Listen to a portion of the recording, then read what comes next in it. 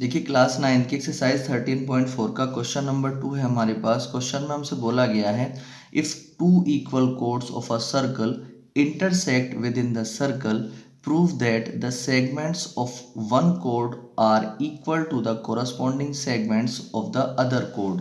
तो देखिए क्वेश्चन के अंदर हमसे बोला गया है कि अगर एक सर्किल के अंदर दो इक्वल कोड्स अगर एक दूसरे को इंटरसेक्ट कर रही हैं किसी पॉइंट पर, तो उनके जो कोरस्पॉन्डिंग सेगमेंट्स होते हैं वो आपस में इक्वल होते हैं। कोरस्पॉन्डिंग सेगमेंट्स का मतलब अगर हम पी क्यू और ए बी को देखते हैं तो ये यहाँ पर इंटरसेक्ट कर रही हैं, तो इस पी क्यू का जो बड़ा पार्ट है एम क्यू वो जो है ए बी के बड़े पार्ट एम बी के इक्वल है, और जो पी क्यू का जो छोटा पार्ट पी एम है वो ए बी के छोटे पार्ट ए एम के इक्वल है। ये चीज़ हमसे यहाँ पर प्रूफ करा रहा है। ठीक है, तो अब जो चीज़ हमें गिवन है सबसे पहले हम वो लिख लेंगे। यहाँ पर हमें गिवन है कि दोनों की दोनों जो कोड्स हैं वो आपस में इक्वल हैं, तो A B is equal to P Q हम यहाँ पर लिख लेंगे। उसके बाद ये जो है कहाँ पर इंटरसेक्ट कर रही है, एम पर इंटरसेक्ट कर रहे हैं, हमने यहाँ पर ये भी लिख लिया है। अब प्रूफ हमें क्या करना है, हमें प्रूफ करना है जो कोरस्पॉन्डिंग सेगमेंट्स हैं वो इक्वल हैं, यानी कि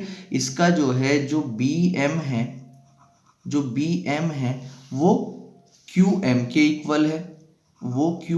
इक्वल है, और दूसरी चीज हमें प्रूफ करनी है जो इसका ए एम है वो किसके इक्वल है, वो पी एम के इक्वल है। ठीक है, ये चीज हमें क्या करनी है, प्रूफ करनी है। अब देखिए कंस्ट्रक्शन करेंगे हम यहाँ पर। अब कंस्ट्रक्शन जब करेंगे तो हम जो सर्किल का सेंटर है ओ उससे जो है इस वाली कोड पर भी परपेंडिकुलर डालेंगे, और इस सर्किल के सेंटर से इस कोड पर भी क्या करेंगे, परपेंडिकुलर डालेंगे, और हम ओ से एम को ज्वाइन भी कर लेंगे। ठीक है, तो यहां पर आप लिख लेंगे ज्वाइंट ओ एम, और इस पॉइंट को आप ई ले लें और इसको एफ ले लें, and draw O F perpendicular A B and O E perpendicular P Q. ठीक है, अब देखिए अब इसका प्रूफ शुरू करते हैं।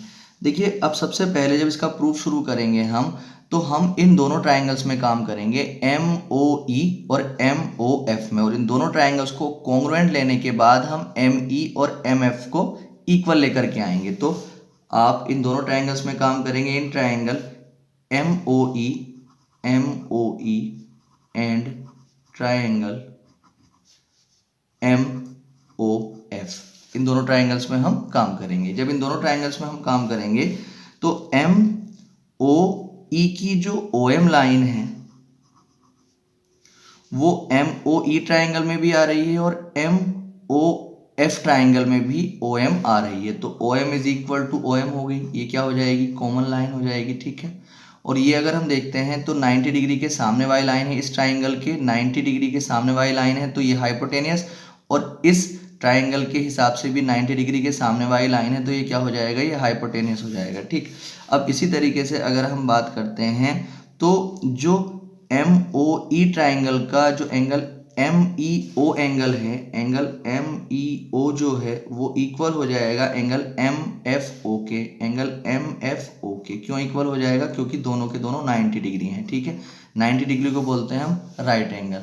इसी तरीके से अगर हम आगे चलते हैं तो आपको ये मालूम है कि अगर दो कोड आपस में इक्वल होती है ना, तो उनकी सर्किल के सेंटर से भी डिस्टेंस क्या होती है, इक्वल होती है। ठीक है, तो इसका मतलब जो ओ ई होगा वो किसके, ओ एफ के इक्वल होगा। तो आप यहाँ पर लिख सकते हैं O E is equal to O F. क्यों लिख सकते हैं, क्योंकि आपको पता है जब दो कोड इक्वल होंगे, यानी कि यहाँ पर P Q is equal to A B के है, गिवन है ये वाली चीज़, तो इसलिए जो है सर्किल के सेंटर से भी वो इक्वल डिस्टेंस पर होती हैं। और अगर हम देखें तो ये एक साइड है, ये O F is equal to O F side है, तो हमने यहाँ पर देखा कि ट्राइंगल एम ओ ई जो हो गया वो कॉन्ग्रुएंट हो गया, क्योंकि तीन चीज़ें इक्वल हो गई ट्राइंगल एम ओ एफ के। और जब दो ट्राइंगल्स कॉन्ग्रुएंट हो जाते हैं तो उनके जो कोरस्पॉन्डिंग पार्ट होते हैं उनको अगर हम इक्वल लिखना चाहें तो लिख सकते हैं, तो इसलिए हम यहाँ पर लिख सकते हैं।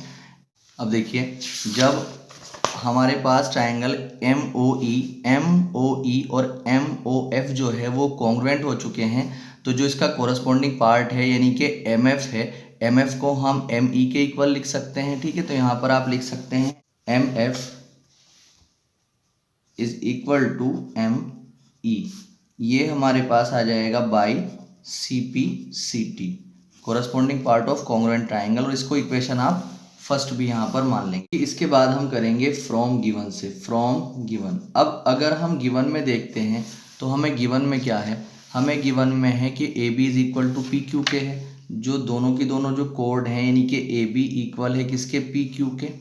अब देखिए जब कोई चीज़ पूरी पूरी इक्वल होती है तो उसकी आधी आधी भी इक्वल होती है। इसको मैंने हाफ AB लिख लिया और यहाँ पर मैंने हाफ PQ लिख लिया, तो ये भी आपस में इक्वल होंगे, ये पूरे पूरे इक्वल तो इनके आधे आधे भी इक्वल होंगे। अब अगर हम इनके आधों को देखते हैं तो अब देखिए हमें ये मालूम है कि अगर सर्किल के सेंटर से किसी कोड पर कोई परपेंडिकुलर डाला जाता है तो वो उस कोड को दो इक्वल पार्ट में डिवाइड कर देता है। तो यहाँ सर्किल के सेंटर O से इस PQ पर परपेंडिकुलर डाला गया है, तो इसने क्या कर दिया है, इस PQ को दो इक्वल पार्ट में डिवाइड कर दिया है, यानी कि PE और EQ क्या होंगे, इक्वल होंगे। या हम ये भी कह सकते हैं कि जो ये EQ पार्ट होगा ये आधा होगा किसका, PQ का। या अगर हम बात करें AB की तो AB पर भी जो है OF परपेंडिकुलर डाला जा रहा है, तो OF भी क्या कर रहा है, इस AB को जो है इक्वल पार्ट्स में डिवाइड कर रहा है। तो इसलिए हम ये भी कह सकते हैं कि AF जो है वो BF के इक्वल होगा, या मैं ये भी कह सकता हूँ कि BF जो होगा वो हाफ होगा किसका, AB का। तो हम यहाँ पर जहाँ पर हमने AB का हाफ लिया है वहाँ पर हम BF ले लेंगे, क्योंकि AB के हाफ के बराबर BF होगा, और जहाँ पर हमने PQ का हाफ लिया है वहाँ पर हम QE ले लेंगे, क्योंकि ये जो है PQ के हाफ के इक्वल होगा। ठीक है, तो BF is equal to EQ यहाँ पर हम ले सकते हैं। तो हाफ जो AB है, हाफ AB को आप लिख सकते हैं BF, और इज इक्वल टू यहाँ पर अगर मैं हाफ PQ की बात करूँ तो वहाँ पर आप लिख सकते हैं EQ। ठीक, अब इसे इक्वेशन आप सेकेंड मान सकते हैं। अगेन फ्रॉम गिवन, जब दोबारा हम गिवन से लेंगे तो AB is equal to PQ हमें गिवन था। अगर हम इसका आधा करते हैं, हाफ AB करते हैं और हाफ PQ करते हैं, बिल्कुल सेम ऐसे ही जैसे ऊपर किया था, तो इनको लिखा जा सकता है। अब आप इस बार क्या करें, इस बार अभी आपने इसका AB का हाफ जो लिया था BF को लिया था, अब क्या आप किसको ले लें, AF को ले लें। ठीक है, तो AF, और अभी हमने PQ का हाफ EQ को लिया था, मगर अब के हम PE को ले लेंगे, तो AF is equal to PE यहाँ पे लिख सकते हैं। तो AF is equal to PE यहाँ पर लिखा जा सकता है। AF is equal to PE, हमारे पास इक्वेशन आ चुकी है 3। अब हम क्या करेंगे, अब हम ऐड करेंगे, adding equation first and equation second. ठीक है, जब इनको दोनों इक्वेशंस को ऐड करेंगे तो आपको मालूम है जब दो इक्वेशंस को ऐड करते हैं तो LHS वाला LHS वाले पार्ट के साथ ऐड होता है और RHS वाला RHS के साथ। तो यहाँ पर कितना आ जाएगा, MF और प्लस BF और इक्वल टू यहाँ पर ME और प्लस EQ। ठीक, MF और BF को जब ऐड करेंगे, देखो MF और BF को जब ऐड करेंगे तो क्या बनेगा, BM बनेगा। तो यहाँ पर हम लिख सकते हैं इन दोनों को ऐड करके BM, और जब हम ME और प्लस EQ को ऐड करेंगे, जब हम ME प्लस EQ को ऐड करेंगे तो क्या बनेगा, QM बनेगा। तो यहाँ पर हम लिख सकते हैं QM। तो जो पहली चीज़ थी वो तो हमारी जो है हो चुकी है प्रूफ। ठीक है, ये वाली चीज़, जो ये वाला पार्ट इस बड़े पार्ट के इक्वल होगा, ये तो हमने प्रूफ कर दिया। अब हम ये भी प्रूफ करेंगे। तो अब आप क्या करेंगे, अभी हमने क्या करा था, इक्वेशन फर्स्ट और इक्वेशन 2 को ऐड करा था। अब आप एक काम ये कर लें कि फ्रॉम सब्ट्रैक्ट, या आप ऐसे करके लिख लें equation third minus equation 1। Equation third में से इक्वेशन 1 को माइनस कर लें। जब माइनस करेंगे तो इक्वेशन थर्ड ये है, इक्वेशन फर्स्ट ये है, तो इसके AF में से MF माइनस हो जाएगा, यानी कि AF माइनस MF इक्वल, यहाँ पर PE में से ME माइनस हो जाएगा, तो PE माइनस ME। अब आप AF में से जब MF घटाएंगे, देखिए अगर ए एफ में से आप एम एफ माइनस करेंगे, ए एफ में से एम एफ माइनस करेंगे तो क्या बचेगा, ए एम बचेगा। तो यहाँ पर आप लिख सकते हैं A M is equal to, इसी तरीके से पी ई में से जब एम ई माइनस करेंगे, जब पी ई में से आप एम ई माइनस करेंगे तो कितना बचेगा, पी एम। क्या बच जाएगा यहाँ पर, पी एम। दूसरी चीज़ हमें ये चीज़ प्रूव करनी थी। ठीक है, देखिए दोनों चीज़ें हमारे पास आ चुकी हैं। ये हमारा जो है